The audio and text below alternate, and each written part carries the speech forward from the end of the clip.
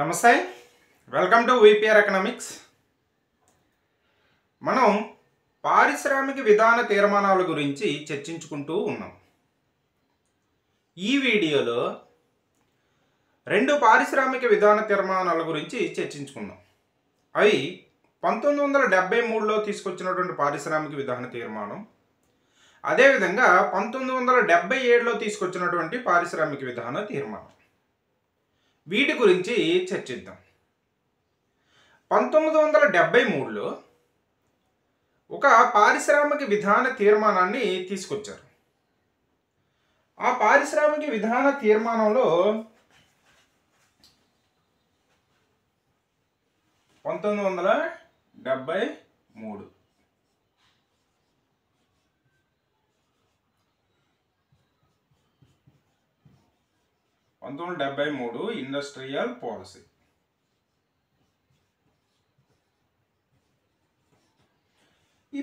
దీన్ని 1973లో తీసుకొచ్చారు.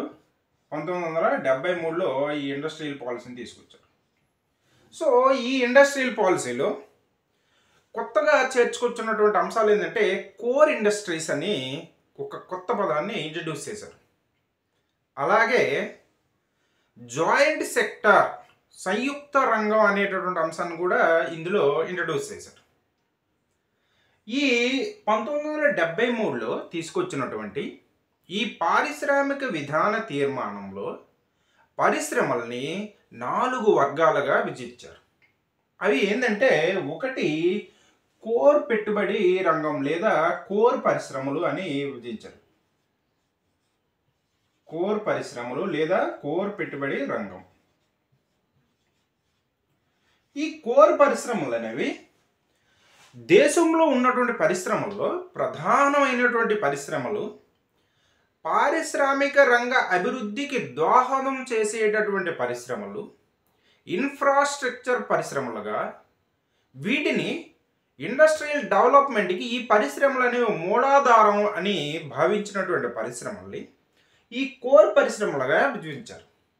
ఈ కోర్ పరిశ్రమలు అనేవి ఎలా విభజించారంటే, 35 కోట్ల రూపాయల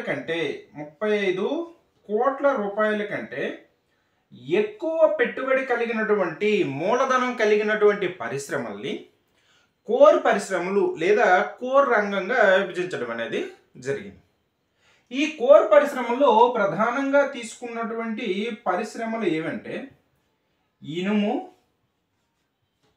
పరిశ్రమ, అదేవిధంగా ఉక్కు పరిశ్రమ, అదేవిధంగా సిమెంట్ పరిశ్రమ, అదేవిధంగా విద్యుత్ పరిశ్రమ, అలాగే ఇనుము, ఉక్కు, సిమెంట్, విద్యుత్తు, అదేవిధంగా ముడి చమురు ఇలాంటి పరిశ్రమల్ని ప్రధానమైనటువంటి పరిశ్రమలుగా వర్గీకరించి ఈ పరిశ్రమల్ని కోర్ పరిశ్రమలుగా విభజించడం అనేది జరిగింది. నెక్స్ట్ రెండవ వర్గీకరణ ఏంటంటే, ఈ పరిశ్రమల్లో భారీ పెట్టుబడి పరిశ్రమలు లేదా పెట్టుబడి రంగం, భారీ పెట్టుబడి రంగంగా విభజించడం అనేది జరిగింది. ఈ భారీ పెట్టుబడి రంగంలో ప్రధానంగా మనకి 5 కోట్ల రూపాయల నుంచి 35 కోట్ల రూపాయల వరకు పెట్టుబడులు ఉన్నటువంటి మూలధనం ఉన్నటువంటి పరిశ్రమల్ని భారీ పెట్టుబడి రంగంగా లేదా భారీ పెట్టుబడి పరిశ్రమలుగా విభజించడం అనేది జరిగింది. నెక్స్ట్ మూడోది ఏంటంటే, చిన్న పెట్టుబడి రంగం లేదా చిన్న పరిశ్రమలు అనేటటువంటి వర్గంగా పరిశ్రమలు విభజించడం అనేది జరిగింది. ఈ చిన్న పెట్టుబడి వర్గం లేదా చిన్న పెట్టుబడి పరిశ్రమలు అనేవి 5 కోట్ల మూలధనం కలిగినటువంటి 5 కోట్ల లోపు మూలధనం కలిగినటువంటి పరిశ్రమల్ని చిన్న పెట్టుబడి పరిశ్రమలు లేదా చిన్న పెట్టుబడి రంగంగా విభజించడం అనేది జరిగింది. నెక్స్ట్ సారీ ఇది చిన్న కాదు, మధ్య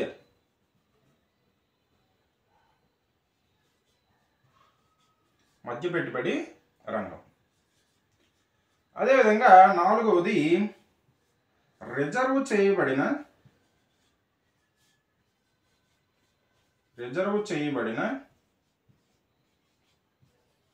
చిన్న పరిశ్రమల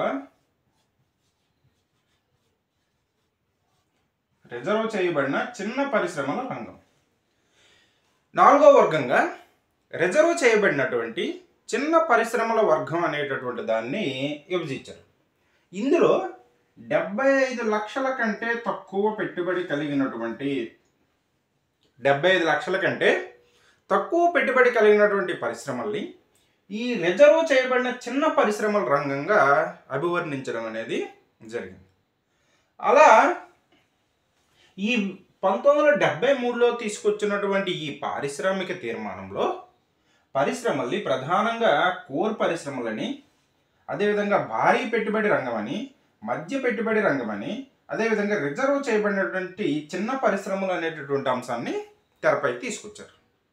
ఈ 1973లో తీసుకొచ్చినటువంటి ఈ పారిశ్రామిక విధాన తీర్మానంలోని ప్రధాన అంశాలు కానీ మనం చూస్తే, ఈ పారిశ్రామిక విధాన తీర్మానంలో జాయింట్ సెక్టార్ అనేటటువంటి అంశాన్ని డెవలప్ చేశారు.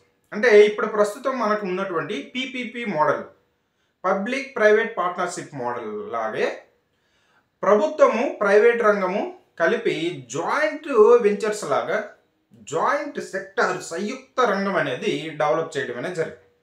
సో ఇద్దరూ కలిసి ఈ పెట్టుబడులు పెట్టేటటువంటి అంశాన్ని ఇందులో కొత్తగా ఇంట్రడ్యూస్ చేయడం అనేది జరిగింది. ఇందులో ఇంట్రడ్యూస్ చేసినటువంటి అంశం ఏంటంటే జాయింట్ సెక్టార్. జాయింట్ సెక్టార్ అనేటటువంటి అంశాన్ని 1973 పారిశ్రామిక విధాన తీర్మానంలోనే ఇంట్రడ్యూస్ చేయడం అనేది జరిగింది. అలాగే కొన్ని రకాలైనటువంటి పరిశ్రమల్ని చిన్న పరిశ్రమలకు మాత్రమే రిజర్వ్ చేశారు. సో కొన్ని రకాలైన ఉత్పత్తులు అనేవి చిన్న పరిశ్రమలే ఉత్పత్తి చేయాలి, పెద్ద పరిశ్రమలు ఉత్పత్తి చేయడానికి లేదు అని ఇలా వాటిని కొన్ని పరిశ్రమలకి కొన్ని ఉత్పత్తుల్ని రిజర్వ్ చేయడం అనేది జరిగింది. అలాగే ఇంకొక అంశం ఏంటంటే అన్ని రంగాల్లోనూ అది విదేశీ మూలధనం, విదేశీ పెట్టుబడుల్ని అన్ని రంగాల్లోనూ ఆహ్వానించలేదు, ఎలవ చేయలేదు, అనుమతించలేదు. ఏ రంగంలో అయితే విదేశీ పెట్టుబడులు, విదేశీ మూలధనం అవసరం ఉందో అటువంటి పరిశ్రమల్లోనే, అటువంటి రంగాల్లోనే మాత్రమే విదేశీ మూలధనాన్ని, విదేశీ పెట్టుబడుల్ని అనుమతించడం అనేది జరిగింది. అదేవిధంగా 1973లోనే భారతదేశం అనేది మనకి విదేశీ మారక నిల్వల కొరత అనేది ఏర్పడయి క్రైసిస్ అనేది ఏర్పడింది. అందుకోసమని ఏం చేసిందంటే 1973లోనే మనకి ఫెరా యాక్ట్ని తీసుకొచ్చింది. 1973లోనే ఫెరా యాక్ట్ని తీసుకొచ్చింది. ఫెరా అంటే foreign exchange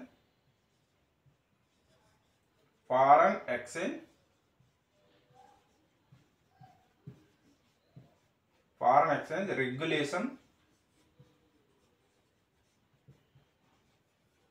act. Foreign exchange regulation act విదేశీ మారక నియంత్రణ చట్టం.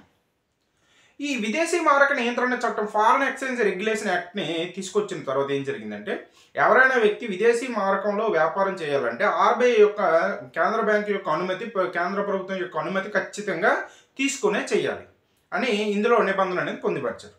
ఈ విధంగా ఈ 1973లో తీసుకొచ్చినటువంటి ఈ పారిశ్రామిక విధాన తీర్మానం అనేది పరిశ్రమలు 4 వర్గాలుగా విభజించింది. అదేవిధంగా జాయింట్ సెక్టార్ అనేటటువంటి ఒక అంశం, కొత్త అంశాన్ని ఇంట్రడ్యూస్ చేసింది. కోర్ పరిశ్రమలు అనేటటువంటి కొత్త అంశాన్ని ఇంట్రడ్యూస్ చేసింది. అలాగే ఈ పరిశ్రమలు అవసరమైన కొన్ని పరిశ్రమల్ని, కొన్ని ఉత్పత్తుల్ని చిన్న పరిశ్రమలకు మాత్రమే రిజర్వ్ చేయడం అనేది జరిగింది. అలాగే 1973లో ఈ ఫెరా చట్టాన్ని ఇంట్రడ్యూస్ చేయడం అనేది జరిగింది. ఇది ఈ 1973 పారిశ్రామిక విధాన తీర్మానానికి సంబంధించినటువంటి అంశాలు. నెక్స్ట్ది 1977 ఇండస్ట్రియల్ పాలసీ.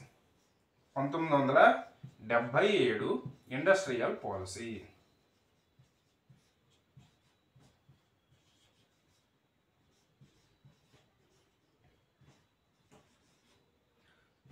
1977లో ఇంకో కొత్త ఇండస్ట్రియల్ పాలసీ అనేది పారిశ్రామిక తీర్మానం అనేది పారిశ్రామిక విధానం అనేది తీసుకురావడం అనేది జరిగింది.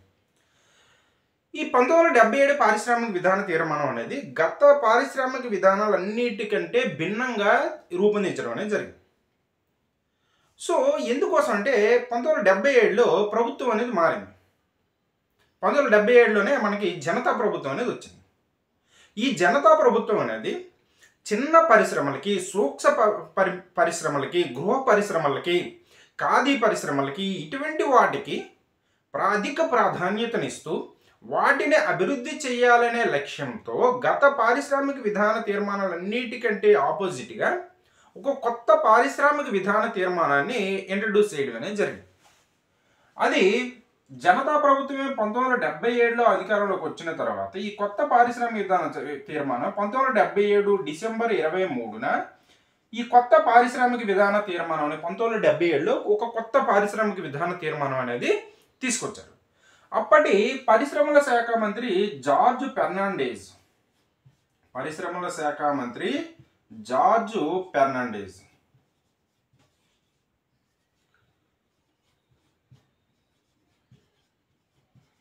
ఈ జార్జ్ ఫెర్నాండెజ్ ఈ కొత్త పారిశ్రామిక విధాన తీర్మానం అనేది గత పారిశ్రామిక విధాన తీర్మానాలకు భిన్నంగా చిన్న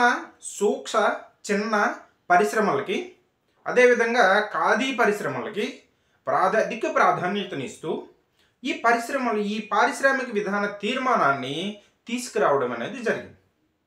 ఈ చిన్న పరిశ్రమలకి అధిక ప్రాధాన్యత తీసుకొచ్చినటువంటి ఈ పారిశ్రామిక విధాన తీర్మానంలో మొదటిసారిగా మైక్రో ఇండస్ట్రీస్, సూక్ష్మ పరిశ్రమలకి ఒక నిర్వచనం అనేది తీసుకురావడం అనేది జరిగింది. ఈ పారిశ్రామిక విధాన తీర్మానంలో సూక్ష్మ పరిశ్రమలు అనేవి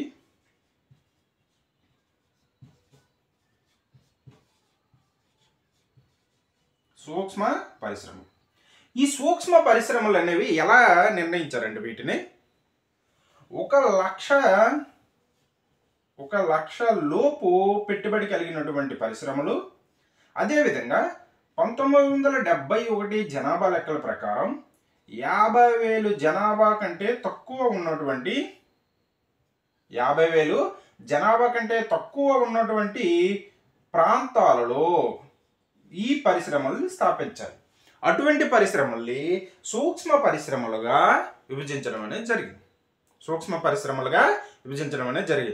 సూక్ష్మ పరిశ్రమల్ని మొదటిసారిగా మనకి 1977లో తీసుకొచ్చినటువంటి పారిశ్రామిక విధాన తీర్మానంలో పరిశ్రమల్ని సూక్ష్మ పరిశ్రమలకు అధిక ప్రాధాన్యత ఇస్తూ సూక్ష్మ పరిశ్రమలని, అదేవిధంగా గృహ పరిశ్రమలని, కుటీర పరిశ్రమలని ఇవి ఎక్కువ మందికి ఉపాధి అవకాశాలు కల్పిస్తున్న ఉద్దేశంతో వీటికి అధిక ప్రాధాన్యత ఇవ్వడం అనేది జరిగింది. ఈ సూక్ష్మ పరిశ్రమల్ని 1,00,000 లోపు పెట్టుబడి కలిగినటువంటి పరిశ్రమలు అయి ఉండాలి. అదేవిధంగా 50,000 లోపు జనాభా కలిగినటువంటి ప్రాంతాలలో వీటిని స్థాపిస్తే అటువంటి పరిశ్రమల్ని సూక్ష్మ పరిశ్రమలుగా విభజించడం అనేది జరిగింది. నెక్స్ట్ది చిన్న పరిశ్రమలు, స్మాల్ స్కేల్ ఇండస్ట్రీస్. ఈ చిన్న పరిశ్రమలు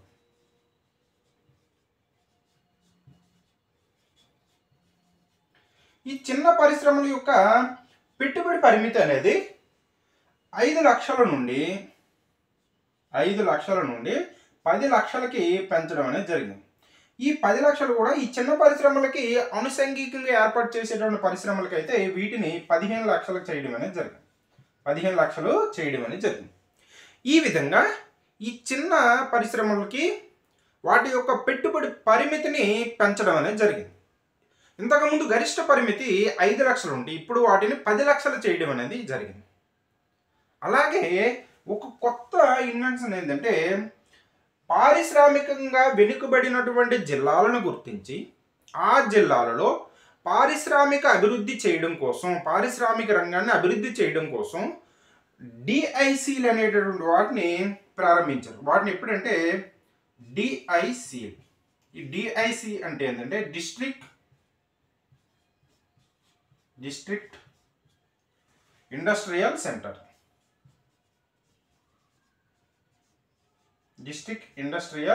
సెంటర్.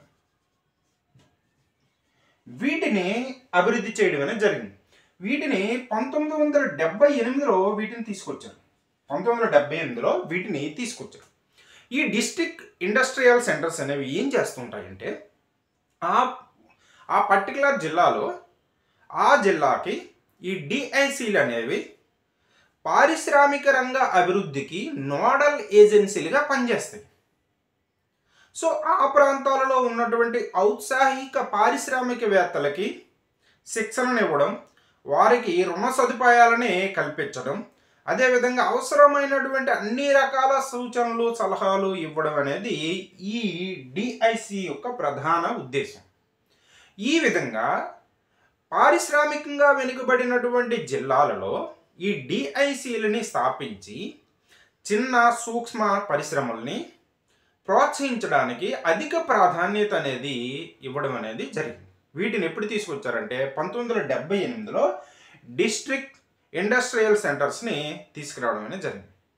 అలాగే ఈ ఖాదీ కమిషన్ని స్థాపించడం అనేది ఖాదీ కమిషన్ ద్వారా ఈ ఖాదీ కమిషన్ అనేది కేవిఐసి అంటాం, khadi village industries centres commission, khadi village industries commission.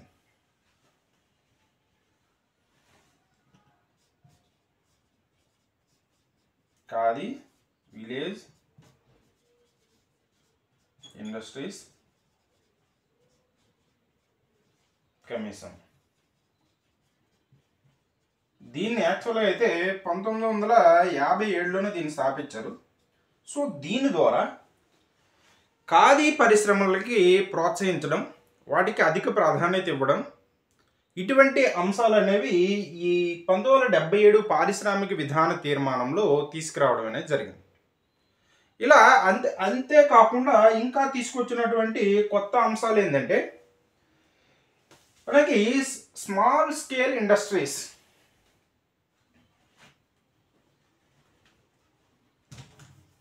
ఈ స్మాల్ స్కేల్ ఇండస్ట్రీస్కి కొన్ని ఉత్పత్తుల్ని రిజర్వ్ చేయడం అనేది జరిగింది. సో ఆ ఉత్పత్తులు అనేవి ఈ స్మాల్ స్కేల్ ఇండస్ట్రీస్ మాత్రమే చేయాలనేది ఒక రిజర్వ్ లిస్ట్ అనేది ప్రకటించడం మొదలుపెట్టారు. అది సువిమల్ దత్ కమిటీ సూచనల మేరకు ఈ లిస్టుని ప్రకటించడం మొదలుపెట్టారు. అది ఎస్ఎస్ఐ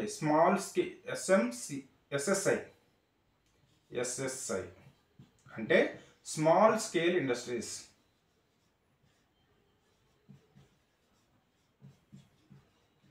ఈ స్మాల్ స్కేల్ ఇండస్ట్రీస్కి రిజర్వ్ లిస్ట్ అనేది కొన్ని ప్రకటించేవారు. అంటే ఆ ఉత్పత్తుల్ని ఈ స్మాల్ స్కేల్ ఇండస్ట్రీస్ మాత్రమే ఉత్పత్తి చేయాలి అని కొంత రిజర్వ్ లిస్ట్ అనేది ప్రకటించేవారు. అది ఎవరి సూచనల మేరకు అంటే సుబిమల్ దత్. ఈ సుబిమల్ దత్ కమిటీ సూచనల మేరకు ఈ స్మాల్ స్కేల్ ఇండస్ట్రీస్కి ఒక రిజర్వ్ లిస్ట్ అనేది ప్రకటించడం అనేది జరిగింది. అలా 1970లో ఈ లిస్ట్లో 180 రకాలైనటువంటి ఉత్పత్తుల్ని స్మాల్ స్కేల్ ఇండస్ట్రీస్కి ప్రకటించారు, రిజర్వ్ చేశారు. 1977లో వీటిని 807కి పెంచడం అనేది జరిగింది. అదేవిధంగా 1985లో వీటిని 836కి పెంచడం అనేది జరిగింది. తర్వాత 1990కి వచ్చేటప్పటికి అబీద్ హుస్సేన్ అనేటటువంటి వ్యక్తి సూచనల మేరకు ఈ రిజర్వ్డ్ లిస్ట్ని తగ్గించాలని ఈయన సిఫార్సు చేయడం అనేది జరిగింది. సో దానితో 1900 తగ్గించుకుంటూ వచ్చి 1997కి వచ్చేటప్పటికి ఇది 104కి తగ్గిపోవడం అనేది జరిగింది. ఈ రిజర్వ్డ్ లిస్ట్ అనేది సో ఈయన సూచన మేరకు 1997 నుంచి తగ్గించుకుంటూ వస్తూ 2007కి వచ్చేటప్పటికి ఇది రిజర్వ్డ్ లిస్ట్ అనేది 104కి తగ్గడం అనేది జరిగింది. అదేవిధంగా ఇది చివరగా 2015 జాన్వరి నాటికి ఇది 20కి వచ్చింది రిజర్వ్ లిస్ట్. ఆ విధంగా 2015 డిసెంబర్ నాటికి లేదా అంతానికి ఇది జీరోకి వచ్చేయడం అనేది ప్రస్తుతం రిజర్వ్డ్ లిస్ట్ అనేది లేదు. ప్రస్తుతం స్మాల్ స్కేల్ ఇండస్ట్రీస్కి రిజర్వ్డ్ లిస్ట్ అనేది ఎటువంటి రిజర్వ్డ్ లిస్ట్ లేదు. సో ఇలా స్మాల్ స్కేల్ ఇండస్ట్రీస్కి శుభమల్ దత్ కమిటీ సూచనల మేరకు కొన్ని ఉత్పత్తుల్ని రిజర్వ్డ్ లిస్ట్ ప్రకటించడం అనేది జరిగింది. 1970లో 180 రకాలైన ఉత్పత్తులు ఈ చిన్న పరిశ్రమలు మాత్రమే ఉత్పత్తి చేయాలి. 1977కి వచ్చేటప్పటికి 807కి పెంచడం అనేది జరిగింది. అలా ఈ 1977 పారిశ్రామిక విధాన తీర్మానంలో ఈ రిజర్వ్డ్ లిస్ట్ని 807కి పెంచాలని నిర్ణయించడం అనేది జరిగింది. ఆ తర్వాత 1988లో 836 చేశారు. 1990లో అబీద్ హుస్సేన్ కమిటీ సూచనల మేరకు ఈ రిజర్వ్ లిస్ట్ని ఎత్తేయాలని ఆయన సూచిస్తే దాంతో 1997 నుంచి ఈ రిజర్వ్ లిస్ట్ని తగ్గించుకుంటూ వచ్చి 2007కి వచ్చేటప్పుడు 104కి తగ్గిపోయింది. 2015 జనవరి నాటికి 20 మాత్రమే ఉన్నాయి రిజర్వ్ లిస్టు. 2015 డిసెంబర్ అంతానికి ఈ రిజర్వ్ లిస్ట్ పూర్తిగా ఎత్తేయడం అనేది జరిగింది.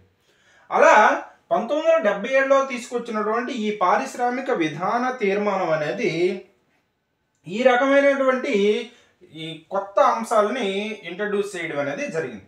అయితే ఇందులో ఉన్నటువంటి కొన్ని ముఖ్యాంశాలుగా మనం చూసుకున్నట్టుగైతే ఇక్కడ ఒక నిర్ణయం అనేది తరువాత కాలంలో భారతదేశానికి ఇబ్బందిగా మారింది. ఏంటంటే 1973 పారిశ్రామిక విధాన తీర్మానం అయితే అవసరమైన రంగాల్లోనే విదేశీ పెట్టుబడులను ఆహ్వానించి మిగతా వాటిలో ఆహ్వానించలేదు, ఎలా చేయలేదు, అనుమతించలేదు.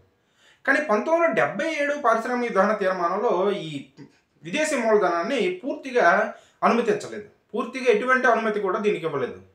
సో అదేవిధంగా ఆల్రెడీ ఉన్నటువంటి వాటిని కూడా తరలి వెళ్ళిపోవడం అనేది జరిగింది, నిష్క్రమించడం అనేది జరిగింది. దాంతో కోకోకోలా, IBM వంటి సంస్థలు అనేవి ఇండియా నుంచి తరలి వెళ్ళిపోవడం అనేది జరిగింది. ఇలా ఈ చిన్న పరిశ్రమలకి అధిక ప్రాధాన్యత ఇచ్చారు. కాయిలా పడినటువంటి అంటే దివాలా పరిస్థితి వచ్చినటువంటి పరిశ్రమలకి వాటి సమస్యలు పరిష్కరించడానికి అవకాశం అనేది ఇచ్చారు. అదేవిధంగా విదేశీ పరిశ్రమలు, విదేశీ మూలధనాన్ని అనుమతించలేదు.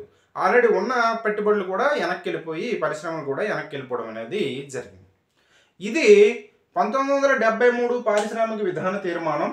అదేవిధంగా 1977లో తీసుకొచ్చినటువంటి పారిశ్రామిక విధాన తీర్మానం అనేది మనం ఈ వీడియోలో చెప్పుకోవడం అనేది జరిగింది. నెక్స్ట్ వీడియోలో వీటికి సంబంధించినటువంటి బిట్స్ ఏమైనా ఉంటే వాటిని మనం చెప్పుకోవడం అనేది జరుగుతుంది. ఇది ఈ వీడియోలో మనం చెప్పుకున్నటువంటి అంశం. ఈ వీడియో కానీ మీకు నచ్చినట్టయితే లైక్ చేయండి, షేర్ చేయండి, సబ్స్క్రైబ్ చేయండి. Thank you.